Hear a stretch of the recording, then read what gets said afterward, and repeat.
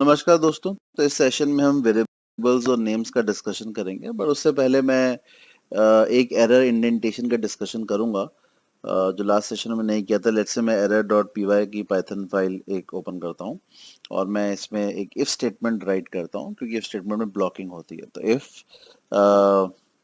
5 greater than 3, ये मैं statement लिखता हूँ। तो इफ 5 ग्रेटर देन 3 और कोलन, और उसके बाद जब आप प्रेस करेंगे तो देखिए एक स्पेस आपको दिखेगा जो अपने आप आया है। ये स्पेस बेसिकली इंडेंटेशन होती है, ये अपने आप आती है, आपको कुछ करना नहीं पड़ता। ये बहुत ज़रूरी है, अदरवाइज आपका इंडेंटेशन एरर शो हो जाएगा जब आप आउटपुट रन करेंगे। सपोज मैं प्रिंट करता हूँ हेलो, तो प्रिंट हेलो, और उसके बाद अगर हम आउटपुट इसका चेक करेंगे तो आप देखेंगे कि आउटपुट में आपको बिना एरर के आपको आउटपुट मिल जाएगा। तो ये स्पेस आप मैनुअली भी एंटर कर सकते हैं, यानी अगर आप हटा के और सिंगल स्पेस अपने आप मैनुअली दे देंगे तो भी वर्कआउट पूरा होगा, अदरवाइज ये ऐसे इंडेंटेशन एरर शो कर देगा अगर स्पेस नहीं होगा तो इस बात का आपको बहुत ध्यान रखना है कि ये स्पेस होनी बहुत इंपॉर्टेंट है। मैनुअली कर सकते हैं, नहीं तो अपने आप ऑटोमेटिकली आता है जब आप एंटर प्रेस करेंगे कोडिंग में। तो ये मैंने इफ स्टेटमेंट जैसे लिखा, ये प्रिंट डाला, आप देखिए इंडेंटेशन मेंटेन्ड है। ये एक बेसिकली ब्लॉक ऑफ कोड बन गया है। अब लेट्स से मैं एक और प्रिंट स्टेटमेंट लिखता हूँ इसके नीचे, जिसमें मैं वर्ल्ड प्रिंट करता हूँ। आप देखिए दोनों प्रिंट्स इक्वल स्पेसेस में हैं बॉर्डर से, तो आपका आउटपुट प्रिंट हो जाएगा। बट अगर आप ये स्पेस हटा दें या एक्स्ट्रा स्पेस दे देंगे तो आप देखें फिर से आपको इंडेंटेशन एरर मिल जाएगी। तो इस तरीके से इंडेंटेशन एरर आती है। तो अब हम आगे वेरिएबल्स का डिस्कशन करेंगे। देखिए वेरिएबल एक कंटेनर होता है जिसपे आप किसी भी तरीके की वैल्यू स्टोर कर सकते हैं। पाइथन में वेरिएबल बहुत ही ज़रूरी टॉपिक है, क्योंकि सबसे ज़्यादा काम ही वेरिएबल्स के थ्रू नॉर्मली किया जाता है। तो लेट्स से मैं एक वेरिएबल बनाता हूँ x इक्वल टू 5, तो एक कंटेनर बन गया x, इसमें 5 की वैल्यू स्टोर हो गया। आप इंटीजर हो, टेक्स्ट हो, कुछ भी तरीके का वेरिएबल बना सकते हैं। ऐसे ऑब्जेक्ट भी कहते हैं हम पाइथन के अंदर। मैं एक और बनाता हूँ, let's say y equal to John. अब ये टेक्स्ट हो गया। अब लेट्स से अगर मैं x और y को प्रिंट करूं, तो लेट्स से मैंने किया प्रिंट, कमांड लिखी है x, फिर मैंने कहा प्रिंट लिखा y, और हम इसका आउटपुट रन करेंगे तो आप देखेंगे कि आपको नीचे 5 और जॉन दोनों मिल जाएगा। तो चाहे इंटीजर हो चाहे टेक्स्ट हो, वेरिएबल हर तरीके के सिस्टम में आपका वर्क करता है। तो इसके लिए आपको परेशान होने की जरूरत नहीं है। ठीक है, टेक्स्ट होगा तो कोट्स आएंगे, अदरवाइज कोट्स की जरूरत नहीं है। तो ये एक सिस्टम है जो बैकग्राउंड अपने आप, पाइथन बैकग्राउंड में अपने आप समझ लेता है कि कौन सा डेटा टाइप एक प्रोग्रामर लिख रहा है। आपको मैनुअली ये डेटा टाइप बताने की जरूरत नहीं पड़ती है। ठीक है, आप प्रिंट करेंगे तो अपने आप को रिजल्ट मिलेगा। अब आप कास्टिंग के बारे में डिस्कस करते हैं। आप चाहें तो डेटा टाइप कास्ट भी कर सकते हैं, जैसे आप एक ही तरीके नंबर, तो समझ में एक्स इक्वल टू जॉन कह रहा हूँ, मैं एक्स इक्वल टू 5 कह रहा हूँ, तो मैंने प्रिंट एक्स किया। हाँ, ये एक इंपॉर्टेंट चीज, इसको पहले समझ लेते हैं। तो आप देखेंगे नीचे जॉन प्रिंट हुआ, यानी जो आपका वेरिएबल एक्स है वो आपकी रीसेंट वैल्यू को ही लेगा, पुराना वेरिएबल इग्नोर हो जाएगा। तो दोनों एक्स थे, तो जो रिसेंटली मैंने एक्स को वैल्यू दी थी वो अपने आप पिक हो गई और पहली वैल्यू इग्नोर हो गई। ठीक है, तो ये एक खास बात है, इसको ध्यान रखेंगे हम कभी प्रिंट करते हुए। ठीक है, तो रिसेंट वैल्यू हमेशा पिक होगा। जैसे जॉन मैंने यहाँ किया था तो उसने रिसेंटली जॉन को पिक कर लिया, पुरानी वैल्यूज वो अपने आप छोड़ देगा, क्योंकि यहाँ पे आईडी का सिस्टम चलता है बैकग्राउंड में। हर वेरिएबल की अपनी एक आईडी होती है, हर ऑब्जेक्ट की अपनी एक आईडी होती है, तो वो हमारे लिए समझना जरूरी है। आगे चलते हैं और आगे हम लेट्स से कास्टिंग की बात करेंगे कि हम डेटा टाइप कैसे कास्ट कर सकते हैं। जैसे मैं यहाँ पे x इक्वल टू 5 लिख रहा हूँ, लेट्स से मैं y को भी 5 लिखता हूँ, मैं z भी 5 लिखता हूँ, तीनों वेरिएबल x y z, और वैल्यू तीनों की 5 ही रहेगी। ठीक है, लेट्स से मैं कन्वर्ट करना चाहूँ, मैं इंटीजर में, फ्लोट में, किसी में, लेट्स से मैं इसको टेक्स्ट में बदलना, तो मैंने str यूज किया। अगर लेट्स से मैं इस सेकेंड 5 को इंटीजर में बदलना चाहूँ तो मैंने int यूज किया। मैं इस थर्ड वेरिएबल को लेट्स से फ्लोट में बदलना चाहूँ, float, तो मैंने इसको फ्लोट यूज किया। तो आप देखेंगे कि तीनों वेरिएबल्स हैं। आप प्रिंट करें एक्स वाई जेड को तो आपको रिजल्ट किस तरीके से आएगा ये आप देखते ही समझ जाएंगे।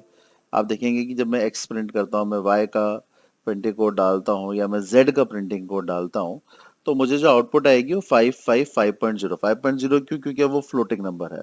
दूसरा मेरा नंबर और इंटीजर, और पहला वाला मेरा जो ऑप्शन था वो आपका टेक्स्ट। ठीक है, तो बहुत आसानी से आप डेटा कास्ट कर सकते हैं, आप चेंज कर सकते हैं। आप चाहें तो डेटा टाइप भी चेक कर सकते हैं। जैसे मैंने यहाँ किया प्रिंट टाइप, और मैं एक्स वाई जेड तीनों का डेटा टाइप चेक करूंगा, तो कास्ट कर भी सकता हूँ, चेक भी कर सकता हूँ। तो XYZ मैंने डेटा टाइप चेक करने के लिए प्रिंट किया, तो आप देखेंगे जब आउटपुट रन होगा तो आपको दिखा देगा कि पहला स्ट्रिंग है, दूसरा इंटीजर और तीसरा फ्लोट है। समझने वाली बात है, बहुत आसान है और बहुत सीधा है। तो इस तरीके से आप चाहें तो डेटा टाइप कास्ट भी कर सकते हैं या चेक भी कर सकते हैं कि आपका डेटा टाइप सही है या नहीं है। ठीक,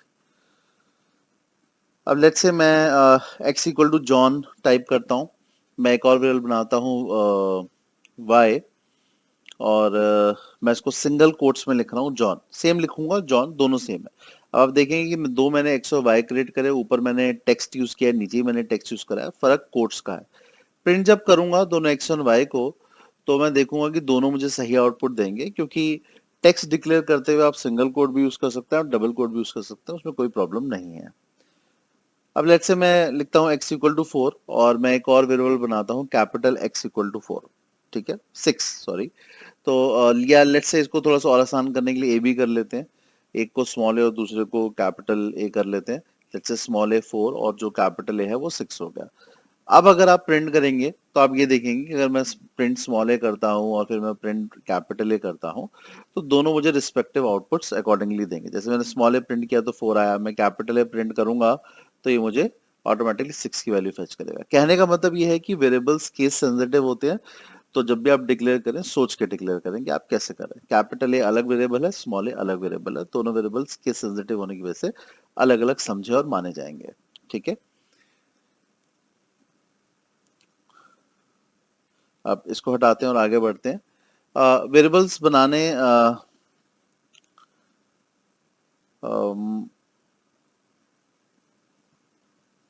वेरिएबल्स बनाने के अपने कुछ रूल्स होते हैं। जैसे मैं चाहूँ तो हम टेक्स्ट वैल्यूज भी यूज कर सकता हूँ, जैसे मैंने एज, कार नेम, या मैं दो टेक्स्ट वैल्यू वर्ड्स के बीच में अंडरस्कोर भी यूज कर सकता हूँ। तो इस तरीके से भी वेरिएबल्स बनाए जा सकते हैं। कुछ एसेंशियल रूल्स जो समझने की जरूरत है। आप चाहें तो वेरिएबल्स को अंडरस्कोर या लेटर किसी भी एक चीज से स्टार्ट कर सकते हैं। जैसे मैंने यहाँ अंडरस्कोर से शुरू किया, फिर मैंने करेक्टर दिया, फिर मैंने अंडरस्कोर पर से एंड कर दिया, तो ये मेरा एक आइडियल वेरिएबल है, बना सकते हैं। आप वेरिएबल से स्टार्ट करें, मैंने एस लिखा 4, कोई दिक्कत नहीं है, बिल्कुल सही वेरिएबल बनेगा।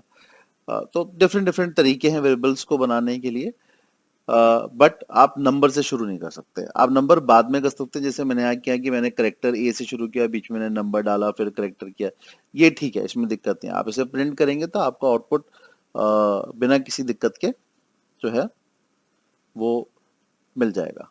ठीक है, तो ये एक और समझने वाली जरूरी चीज है। लेट्स से मैं 2ADF लिखता हूँ, तो ये वेरिएबल तो बन जाएगा पर आपका आउटपुट नहीं आएगा, क्योंकि मैंने इसे नंबर से शुरू करा है। तो वेरिएबल्स को हम नंबर से शुरू नहीं कर सकते, ये खास बात ध्यान रखना। अगर मैं इसे प्रिंट करूंगा तो आप देखेंगे कि ये मुझे आइडली आउटपुट नहीं देगा, ये मुझे एरर दे देगा इनवैलिड सिंटैक्स का, क्योंकि हम वेरिएबल को नंबर से शुरू नहीं कर सकते। ठीक है, तो ये एक और जरूरी रूल जो आपको समझना है वेरिएबल क्रिएट करने से पहले। आप टेक्स्ट से शुरू करें, आप नंबर्स को बीच में ले लें, आप अंडरस्कोर से शुरू करें, कोई प्रॉब्लम नहीं है, कर सकते हैं। बट आप नंबर से वेरिएबल को शुरू नहीं कर सकते। अब आपने एडीएफ किया और अगर मैं प्रिंट खाली एडीएफ करूंगा तो आप देखिए मुझे आउटपुट बिल्कुल करेक्ट मिलेगा, क्योंकि अब मैंने बीच में से नंबर हटा दिया, मैंने एडी अंडरस्कोर एफ कर दिया, या मैं लेटर्स से आप यूज कर सकते हैं। आप नंबर्स जो है वो बीच में यूज कर सकते हैं, आप स्टार्ट नहीं कर सकते। आप अंडरस्कोर्स को इन्वॉल्व कर सकते हैं, आप अंडरस्कोर से भी वेरिएबल स्टार्ट कर सकते हैं, आप सिर्फ नंबर से वेरिएबल स्टार्ट नहीं कर सकते। तो ये बात आपको ध्यान रखनी है जब भी आप वेरिएबल्स को क्रिएट करें, नहीं तो आपको अननेसेसरी की एरर्स आएंगे और आप परेशान होंगे। ठीक है, तो लेट्स से और चीजें देखते हैं हम।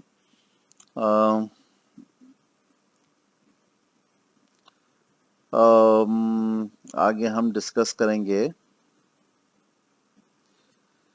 कि हम मल्टीपल वेरिएबल्स भी कर सकते हैं। लाइक लेट्स से मैं ए एक वेरिएबल बनाता हूँ, यानी मल्टीपल वेरिएबल्स मल्टीपल वैल्यूज ऐसे भी कर सकते हैं। जैसे मैंने ए बनाया, ए इक्वल टू एप्पल, मैंने बनाया बी इक्वल टू बॉल, और फिर मैंने बनाया let's say C equal to cat. ठीक है, नर्सरी की थोड़ी सी नर्सरी में चले गए हम।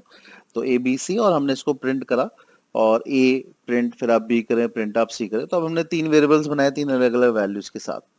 ठीक है, आप प्रिंट करेंगे तो आपको देखेंगे आपको विदाउट एनी इश्यू आउटपुट आएगा एप्पल, बॉल और कैट का। पॉइंट ये है कि हम अलग अलग करने के बजाय इकट्ठा भी कर सकते हैं, क्योंकि ऐसे बहुत मेसी हो जाता है, बहुत लंबा हो जाता है। तो आप जल्दी लिखना चाहते हैं, शॉर्ट में लिखना चाहते हैं, तो आप इकट्ठे भी डिक्लेयर कर सकते हैं। Multiple variables, multiple value.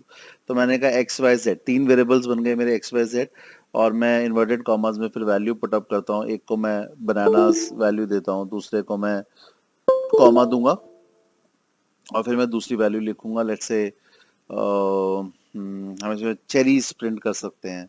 ऐसे ही एक और वैल्यू मैं प्लेस करता हूँ, क्योंकि मैंने एक्स वाई जी 3 वेरिएबल्स डिक्लेयर करे हैं, तो मैं ऑरेंजेस प्लेस करता हूँ। अब होगा कि एक्स वाई जी, यानी एक्स वाई जी को ऑटोमेटिकली वेरिएबल्स मिल जाएंगे। तो मैं प्रिंट एक्स वाई जी अब करूंगा, तो आप देखेंगे कि आपको बनाना, चेरी, ऑरेंजेस एकदम अच्छे से आउटपुट मिल जाएगा विदाउट एनी इश्यू।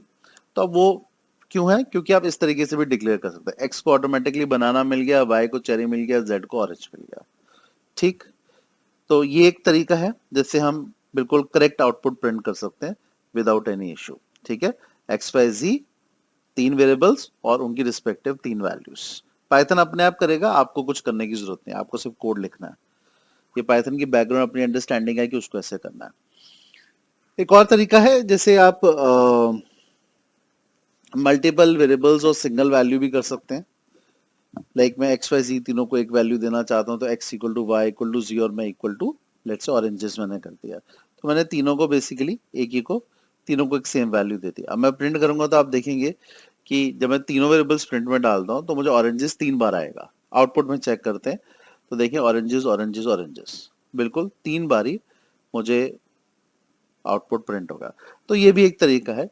तो इस तरीके से हम वेरिएबल्स के साथ काम कर सकते हैं। वेरिएबल बहुत बहुत इंपॉर्टेंट टॉपिक है, क्योंकि पाइथन एक ऑब्जेक्ट ओरिएंटेड प्रोग्रामिंग लैंग्वेज है। तो यहाँ पे ऑब्जेक्ट्स या फिर वेरिएबल्स के थ्रू सारे काम होते हैं। तो अगले सेशन में मिलेंगे, और अगले सेशन में फिर हम कुछ और चीजें डिस्कस करेंगे, समझेंगे। तो मिलते हैं आपसे अगले सेशन में। अगले सेशन में स्ट्रिंग बेसिक्स के ऊपर हमारा ध्यान रहेगा।